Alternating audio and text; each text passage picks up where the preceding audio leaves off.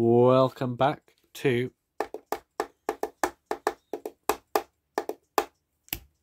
a good old Westclox Big Ben Style 8 disassembly. Last episode we looked at why this thing is made of plastic. Well, not why it's made of plastic, but the fact that it is made of plastic. But today we're going to be delving a bit deeper into that. Perhaps, why is there a hole at the bottom of there? I know the answer to that. And we're going to be opening up a bit more, getting the movement out and looking at what's wrong with it. So, the originals were fitted with a movement like this one.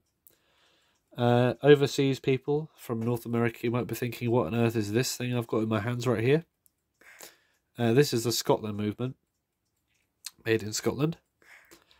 And this is not the first iteration of it, because the original ones would have had a bit of brass across there with two screws so that you can remove the spring barrel and replace it, which would be very useful in this one, but this is the later one, it doesn't have it. And this is not far after they started being made, so they got rid of that pretty quickly. It's only the really early ones that have it. But it's got this contraption bolted to the top of it, and this is our repeat alarm mechanism. There's a repeat cam in there, a brass one on that wheel. This mechanism has a finger which goes down and rides along that, and it repeats the alarm when necessary. The spring barrel is up here. Well, it's not a barrel anymore, it's just a spring, main spring. And it goes to the hammer. And this is a separate piece which you can unbolt and do whatever you like with. And by removing that, you have created a baby Ben movement, but without the alarm. You put the alarm in because it's not a repeater. So with that aside, I'll keep this out for comparison actually, because you can see it's got all brass and all that inside of it. The spring, it has a spring going around of it, which lets you let it down, because that's how the friction clutch works on this. However, the later ones didn't use that because they drove the spring directly into the alarm and used the ratchet for the alarm to wind the spring. So without further ado, let's pop this open. Now, I'm very surprised to see this because I haven't looked inside one of these late ones for a long time. Haven't owned one in a long time. But usually, when you open up a Westclox Big Ben Style 8, there is a metal W or V shaped clip at the top. Maybe sometimes 2 or 3, depending on the age of the clock. However, with this one, we have a plastic one instead. I'm not sure how to deal with it. I don't want to break it because it's plastic. Do you push it down?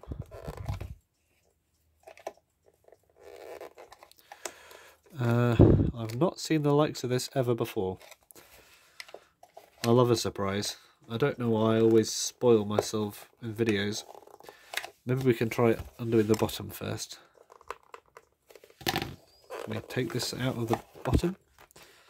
Nope, it is secure. Oh wait, no, that's just the oily grease that's been holding it in for so long. I think we might be able to, because I do not want to have to deal with that plastic. Although if we squeeze it, maybe by squeezing it we sort of open it up a little bit, don't we? Ooh, that does not look good. That does not look good at all.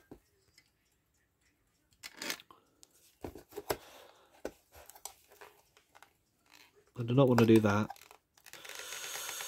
Oh, we're getting there. I'm pushing it down.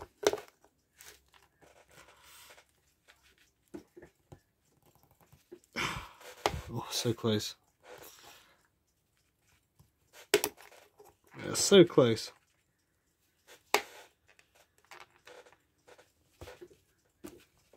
Oh, I don't like this at all. Don't think the clock does either. Oh, finally, look at that, we got it out. Well, I do not like that at all. I scratched up the plastic a lot. So yeah, that was unpleasant. But now hopefully... Oh, there's more! Got 3 of them. 2 little ones flanking the middle. And, well, the last thing I want to do is push that back into where it was. So if I just push it up like that, hopefully it'll stop it from going back in again. Oh, these are easier. Okay, thank goodness for that.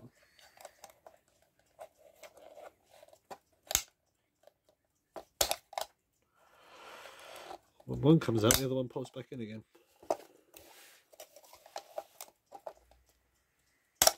Yeah, whip out your things.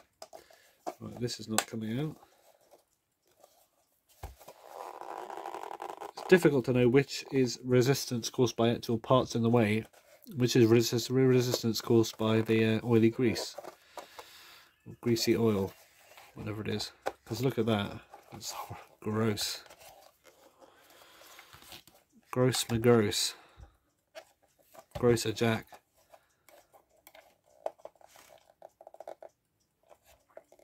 I think I might have found a little bit of a method. Yeah, this is unpleasant. I never thought Scotland Westclox would do us this bad. But it didn't work out too badly, I suppose. Alright, finally, can we undo these little fingers on the ends, these little wings. Oh, there's one. There's the other. A lot of clicking plastic going on. Alright, we have our bezel, which is of course not brass, but instead very, very manky. Steel plated in gold coloured something. Plastic lens, same as always. Those lenses on these are pretty good actually. Advertised as shatterproof, and I believe shatterproof they are. So, well, this dial is made of plastic. The original ones are made of, they started being made of paper on a piece of metal. Then they became aluminium. And now here we have a plastic one. I suppose these plastic ones are pretty good because they don't stain. They're wipe clean. We have plastic hands. So we still have the movement encapsulated in the case. This is the inner shell of the thing, and you can't see the movement because it's completely entrapped behind this dial. So I do not. Oh, well, these plastic hands appear to just be removable like that. But this thing's in the late 70s, early 80s, so it's very unlikely this is radium. But just to be sure, I'll keep them out of the way. Oh, this is hexagonal. Okay, that's interesting. We've got a hexagonal shaft. Never seen that before. Yeah, this is like alien territory. I very rarely buy or even care about late Westclox as late as this. However, this is becoming quite interesting. So now we have our... Ooh! We have our dial, well, my dial, which is completely matte on the back, but textured on the front. With these modern looking numbers. Big Ben repeater, Westclox, Scotland. Couldn't get more simple than that. Oh, never done this with a clock dial before. I'm scared. I know it's going to snap if I do it too far, but it's a worthwhile experience doing it firsthand to someone who's never done this before. Literally a flex. Right. Oh, it is a split at the bottom, so we should be able to remove this from the outside. Ooh. Well, it came out like that anyway, but easily you'd pop them in from the inside.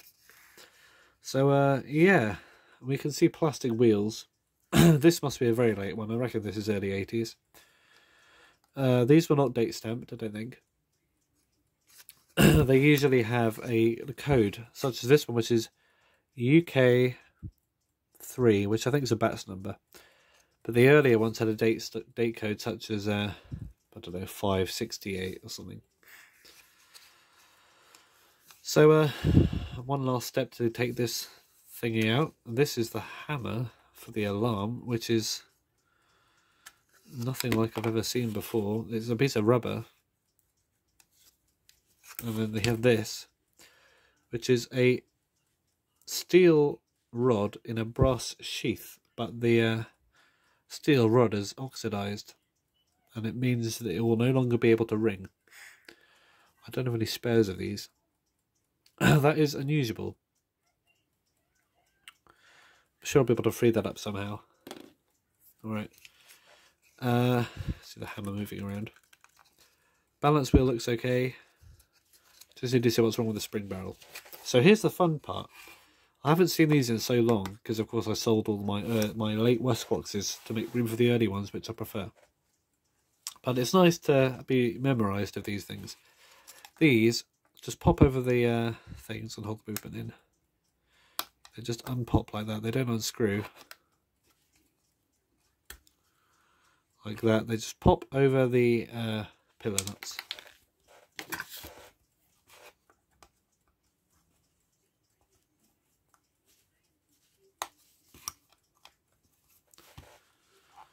I reckon Westclox probably had a tool for removing these things, like a grabber with a claw, but I don't have one of them.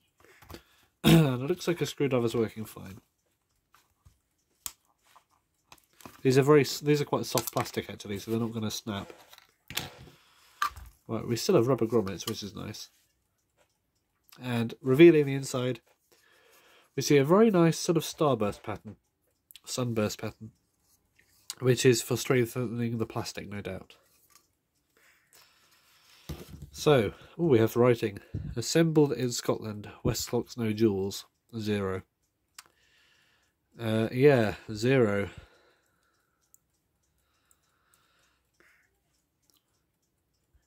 Right, I don't know what's wrong with this thing. So now we've got the movement out. 11-minute video. I think we're probably safe enough to start a new one next time. So thanks for watching. And next video, which will be soon after this one, I will be trying to find out what's wrong with this thing whilst I'm taking it apart. So, thanks for watching.